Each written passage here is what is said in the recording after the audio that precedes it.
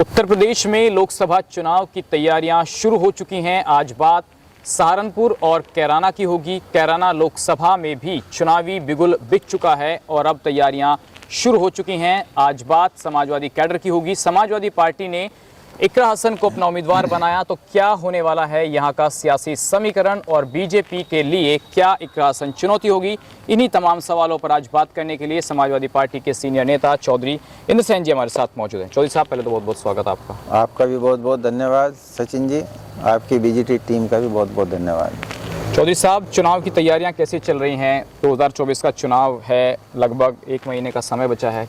क्या तैयारी है चौधरी परिवार की? देखो, मैंने पहले भी कहा कि 2022 के बाद से, विधानसभा चुनाव के बाद से हमारी तैयारी पुरजोर तरीके से चल रही है लोकसभा के लिए। मैंने पहले भी कहा था कि चाहे सहारनपुर लोकसभा हो या कैराना लोकसभा हो, दोनों लोकसभा में हमारी तैयारी पुरजोर से चल रही है। हमारे तमाम साथी जितने भी हैं जी, पूरी मेहनत से, मशक्क़त से हमारे साथ खड़े हैं। कैराना में कोई इफबट है अभी? जैसे कल सूची आई है, उसमें कुछ परिवर्तन होने की उम्मीद है या कुछ बात होगी बड़े लेवल पर अभी? देखो, ये हाईकमान का निर्णय है, तो हाईकमान का निर्णय है सर्वोपरि है। अब हाईकमान आगे भविष्य में क्या निर्णय ले क्या नहीं, जो भी वो निर्णय ले सकता है, इफ एंड बट वो हाईकमान के ऊपर निर्भर है। जो उधर से फाइनल हो गया वो न समझो उम्मीदवार है। अभी तक आप मान रहे हैं कि इकरा हसन उम्मीदवार है? कल से आप मान रहे हैं? नहीं, घोषणा कल हुई इकरा हसन की जी, तो स्वाभाविक सी बात है, तो समाजवादी पार्टी की कैंडिडेट है इकरा हसन, जब उसकी घोषणा हुई। लेकिन अब आप अपने आप को कहाँ स्टैंड कर रहे हैं? क्या सहारनपुर में सोच रहे हैं कि अब चलिए सहारनपुर की तरफ चला जाए, या नहीं कैराना पर ही बात होगी दोबारा फिर? ये जो हमारे राष्ट्रीय अध्यक्ष माननीय अखिलेश यादव जी, ये निर्णय तो उनको लेना है। हमने पहले भी कहा था कि दावेदारी करने का हक सबको है, हमारी ज़बरदस्त दावेदारी है, और जब एक नाम घोषित हो जाएगा तो स्वतः बाकी दावेदारी खत्म हो जाएगी। लेकिन आप तैयारी कर रहे थे काफ़ी दिनों तक, मैंने आपसे पहले भी बात की थी, तो आपने कहा था कि हम लोकसभा का चुनाव लड़ेंगे। मैंने जब आपसे कहा कि आप तैयारी कर रहे हैं, आपने कहा नहीं, तैयारी हमारी पूरी है, टिकट मांगेंगे नहीं, लड़ेंगे। तो अब क्या उस स्टैंड पर आप कायम हैं? बिल्कुल लड़ेंगे, साइकिल के निशान पर लड़ेंगे। लेकिन इकरा हसन फाइनल हो चुकी हैं, फिर उसके बाद मैंने क्या कहा, हम लड़ेंगे। मैंने ये थोड़ा ही कहा कि भाई इकरा हसन या वो, कभी किसी इंटरव्यू में कभी लिया मैंने नाम। हमने कहा हम लड़ेंगे और जोरदार तैयारी है हमारी। तो क्या सहारनपुर भी ऑप्शन हो सकता है? ये ऑप्शन क्या है क्या नहीं है, वो निर्णय करना हाईकमान का काम है। अच्छा, कैराना पर आप क्या मानते हैं कि लोकदल का जो गठबंधन है बीजेपी के साथ, जो भी नया हुआ है, उससे कुछ प्रभाव पड़ेगा? देखो, राजनीति जाट वोटों को साधने की जो बीजेपी कोशिश कर रही है। देखो, जहाँ तक आप जाट वोटों की बात कर रहे हैं, वो किसान वर्ग है। वो किसान अपनी तमाम जितनी भी पीछे घटनाएं हुई, ये अपने हितों को ध्यान में रखेगा। हम भी किसान वर्ग से ही हैं, बहुत सारी बिरादरियाँ किसान से, और खेती हर मजदूर वो भी एक किसान का ही रूप है, छोटा भाई है वो किसान का। तो अंदर ही अंदर क्या चल रहा है, पहले से पहले ही आकलन कर लेना, ये तो मेरे ख्याल से अतिशयोक्ति होगी। आपको नहीं लगता कि अगर अखिलेश यादव आपको कहीं ना कहीं कैंडिडेट बनाते हैं, या इससे पहले आपके नाम की घोषणा हो जाती, तो एक फ़ायदा होता अखिलेश यादव को, जिसमें आपकी बिरादरी का वोट है, जिसमें जाट वोटर है, जिसमें मुस्लिम वोटर है? ये तीनों का कॉम्बिनेशन नहीं लगता आपको कि समाजवादी गठबंधन को कैराना पर मजबूत कर सकता था? अब एक बात बताइए मेरे से, समाजवादी पार्टी, बहुजन समाज पार्टी और आरएलडी, इससे मजबूत गठबंधन हो सकता था? टीवी चैनल्स पे जितने भी सर्वे आए, 45-50 से कम कोई आंक रहा था 2019 में। आप ही बताइए, आपने भी देखे होंगे जितने तमाम सर्वे हैं जी, जो हमारी जानकारी है जहाँ तक। लेकिन जनता जनार्दन है, तो उससे मजबूत गठबंधन नहीं हो सकता। फिर यहाँ पे चाहे इस सीट पे हो और प्रदेश के अंदर, तो बीजेपी जो है वो जीत गई थी।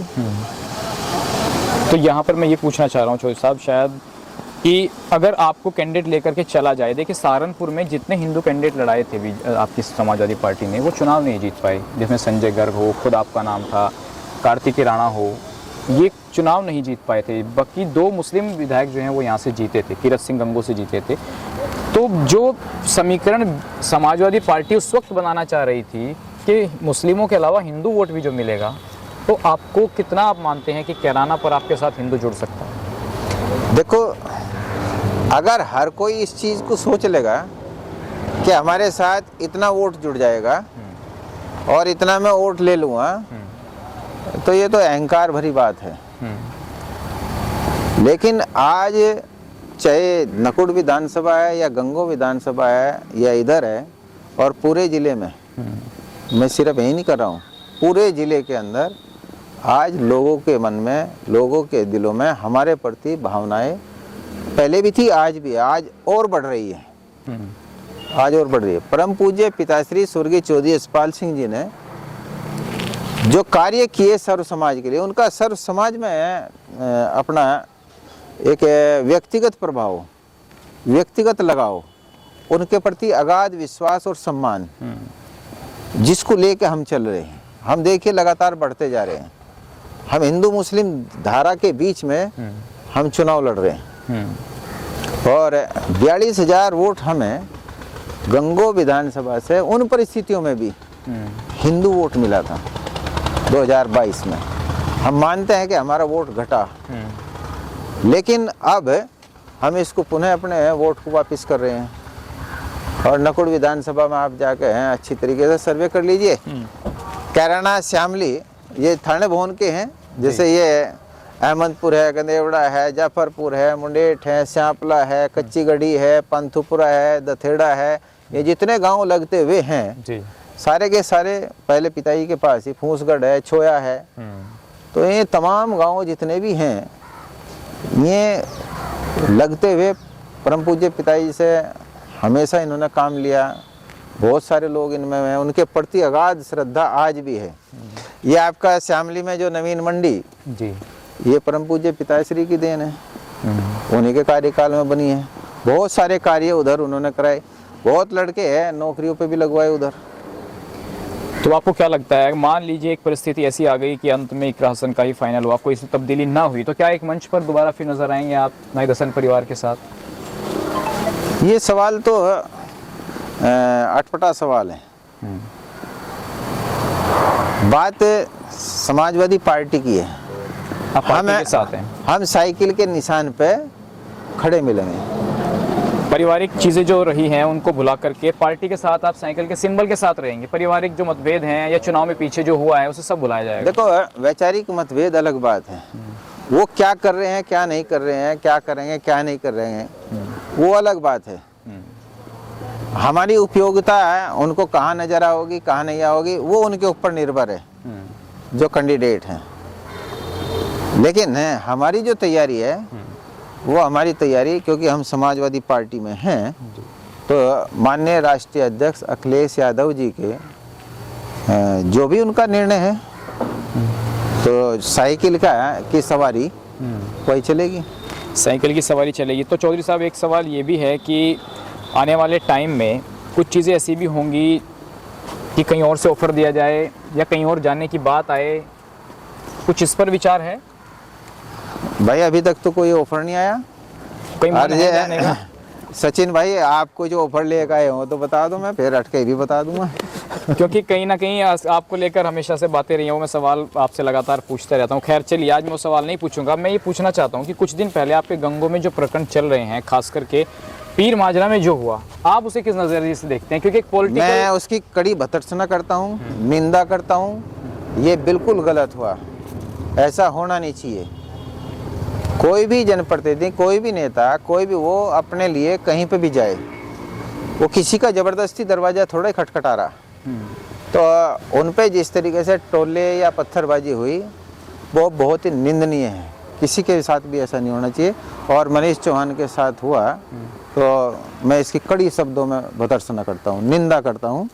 आप इसमें मनीष चौहान जी का जो एंगल दिया जा रहा है, किसी पॉलिटिकल एंगल है, किसी राजनेता ने ऐसा कराया है, उनकी लोकप्रियता से किसी को जलन है, वो ऐसा बोल रहे हैं अपने इंटरव्यूज़ में, तो आपको लगता है कि वो एक पॉलिटिकल गेम है ये, या आप मानते हैं कि नहीं, वहाँ के दो गाँव के आपस के लोगों के बीच की घटना हुई जिसमें मनीष चौहान चोटिल हो गए?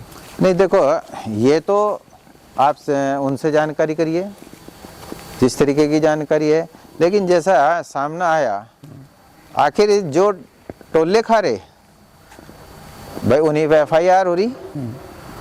अब ये भाजपा सरकार का क्या अंदरूनी मामला, मैं इसमें क्या टिप्पणी कर सकूं? जो कार्रवाई इसमें हुई है, आपको लगता है कि कार्रवाई सही हुई है, या इसमें भी पुलिस ने, प्रशासन ने सही कार्रवाई नहीं की?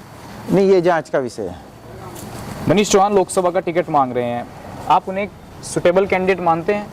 ये भाजपा का विषय है, लोकसभा के लिए ये भाजपा का विषय है। हमारे लिए कोई भी कैंडिडेट हो, हम उसको हल्का नहीं मानते।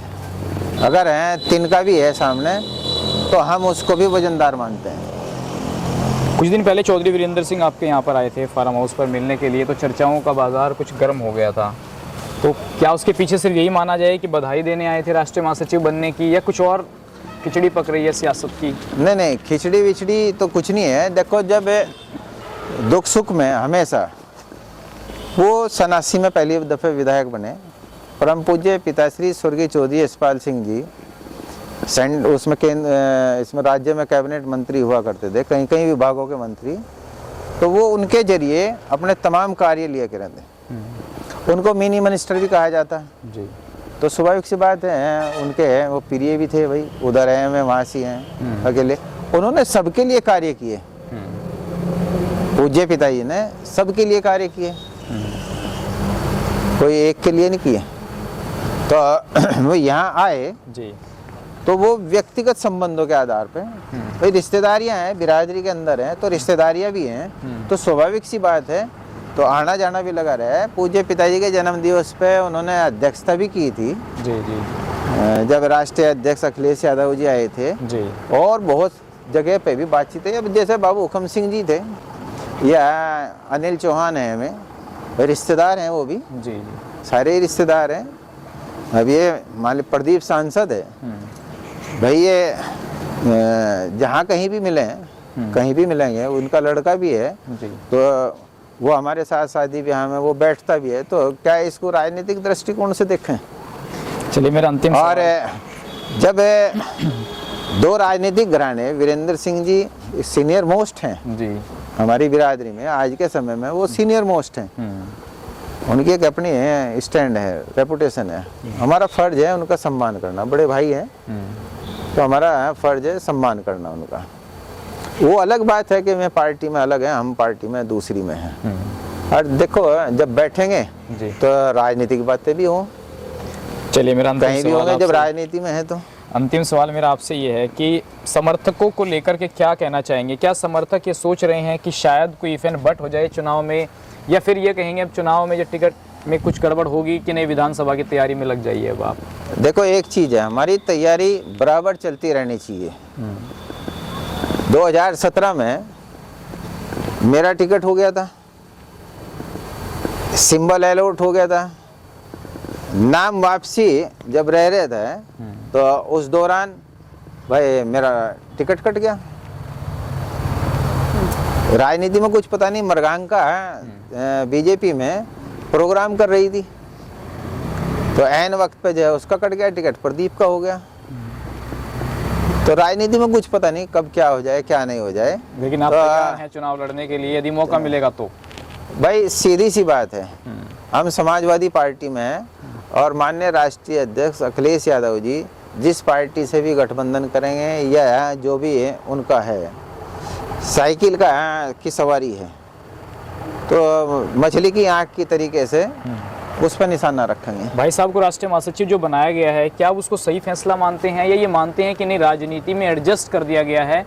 कुछ लोग कह रहे थे कि नहीं, लोकसभा का टिकट, MLC, राष्ट्रीय महासचिव सब आपको एक सेट हो गया है, या फिर कुछ इफ एंड बट होगा या MLC बनाया जाएगा चुनाव जो के बाद? पार्टी दायित्व देगी, जब हम पार्टी के अंदर हैं और हम उनको नेता मानते हैं, जो वो दायित्व देंगे, उत्तरदायित्व उसको निभाएंगे हम अच्छी तरीके से। चलिए चौधरी साहब, बहुत बहुत धन्यवाद, आपने अपना कीमती समय दिया। आपका भी बहुत बहुत तो धन्यवाद। हितेश चौधरी इंद्रसेन जी जिन्होंने तमाम मुद्दों पर बड़ी बेबाकी से अपनी राय रखी। फिलहाल इतना ही, नमस्कार।